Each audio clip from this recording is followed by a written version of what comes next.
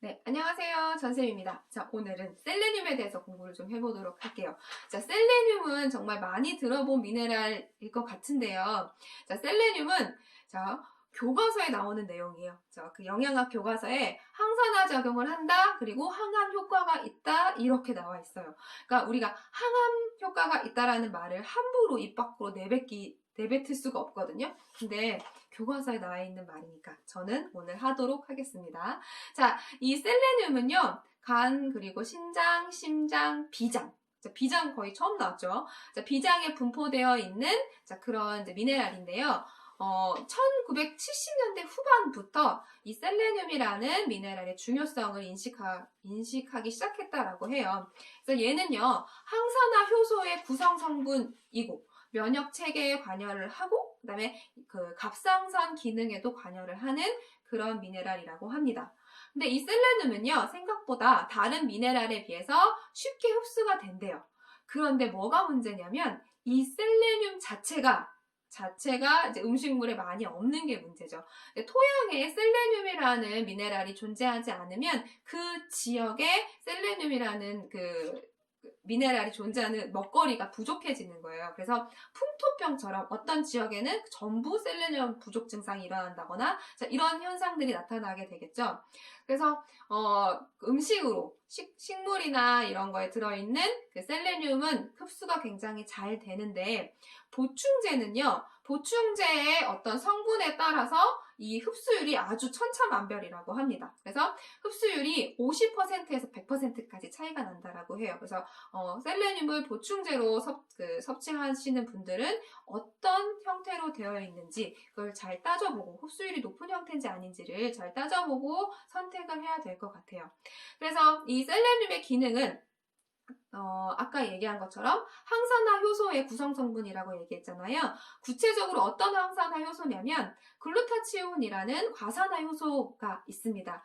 얘는 이제 항산화 효소의 일종인데 이 글루타치온의 필수 구성 성분이 셀레늄이라고 해요. 그래서 그 독성이 있는 과산화물을 수용성 물질로 전환시켜서 독성이 없는 물질로 전환시켜주는 그런 항산화 효소거든요. 그래서 세포막과 세포 자체의 파괴를 방지해주는 역할을 하는 미네랄, 항산화 미네랄이 셀레늄이라고 보시면 돼요. 그래서 비타민 E와 거의 같은 역할을 하게 되거든요. 그래서 셀레늄이 풍부한 음식을 먹게 되면 비타민 E를 아껴주는 그런 역할을 하기도 합니다. 그래서 또 어떤 역할도 하게 되냐면 이 항산화 효소의 구성 성분이기 때문에 그래서 이제 항암 효과를 한다라고 말을 할 수가 있는 거래요. 그죠? 그 다음에 이 셀레늄이 결핍이 되면 어떤 결핍증이 나타나면요. 우선 첫 번째는 근육이 손실되고, 그다음 두 번째는 성장이 저하되고, 그다음에 세 번째는 심장 근육에 장애를 일으키게 된다고 합니다.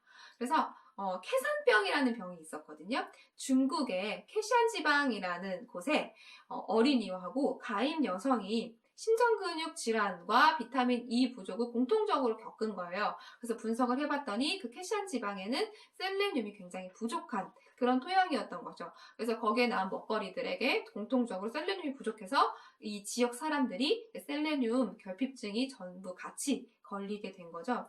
그런데 우리나라에도 이 토양의 성질 자체가 셀레늄이 부족한 형태라고 합니다. 그래서 우리나라 사람들도 이 셀레늄은 보충제 형태로 섭취를 해줘야 충분 양을 먹을 수 있는 걸로 알고 있어요. 그래서 권장량은 어느 정도냐면요.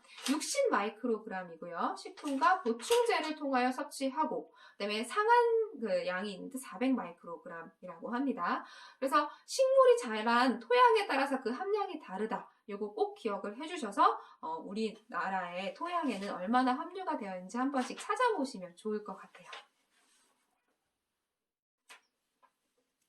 네, 안녕하세요. 전쌤입니다.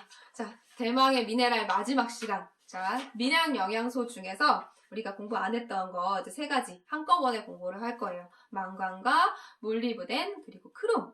자, 우선 망간부터 갈게요. 자, 망간은요. 이제 여러분 쭉 저하고 같이 공부를 해오셨다면 미토콘드리아 이제 이름 생소하지 않죠? 자, 미토콘드리아에서 에너지를 방출할 때 지방산 그리고 콜레스테롤 합성할 때 탄수화물 대사가 일어날 때 그다음에 간에서 지방을 방출할 때 이럴 때 망간이 꼭 필요하다고 합니다. 해서 결핍이 되면 어떻게 되냐면요. 체중 감소. 좀 결핍되고 싶지 않나요? 근데 이것 때문에 안 돼요. 피부병. 그러니까 피부 염증이 생긴대요. 망간이 결핍이 되면. 근데 망간 섭취하게 되면 가라앉는 그런 피부염이라고 합니다.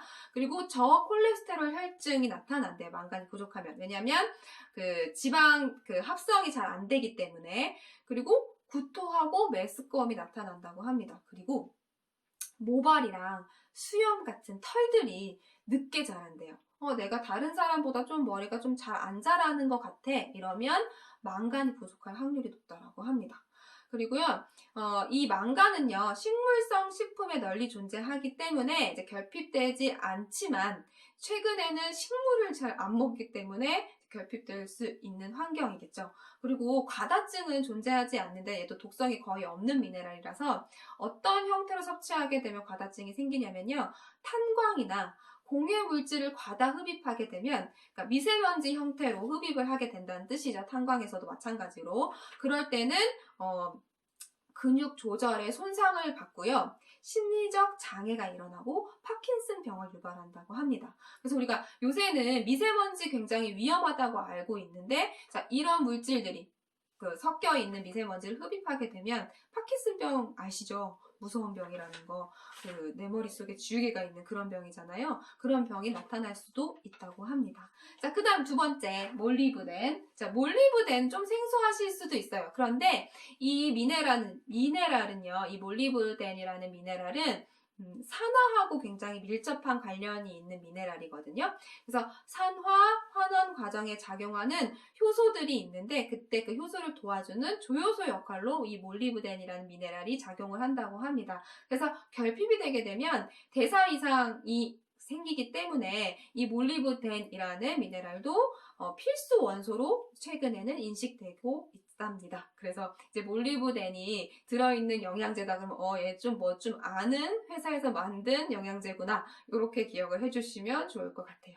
그래서 정신적 변화가 나타난대요. 결핍이 되면. 이 몰리브덴이 결핍되면 정신적 변화가 나타나고, 그 다음에 황과 퓨린이라는 물질이 있는데, 그 물질이 대사가 될 때 잘 안 되는 그런 결핍증이 나타나고요. 그리고 허약 증상이 나타나고 혼수 상태에 빠질 수도 있다고 합니다.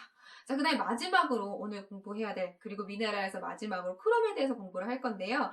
자, 크롬은요. 다른 기능은 뭐 잘 몰라도 되는데 이거는 좀 기억을 해주셔야 될 것 같아요.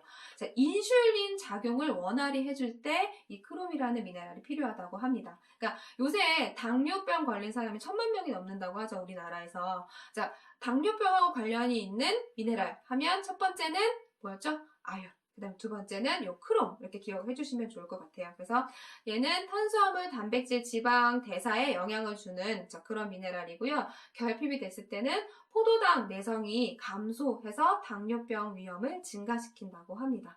그리고 혈청에 있는 콜레스테롤을 감소시키고요.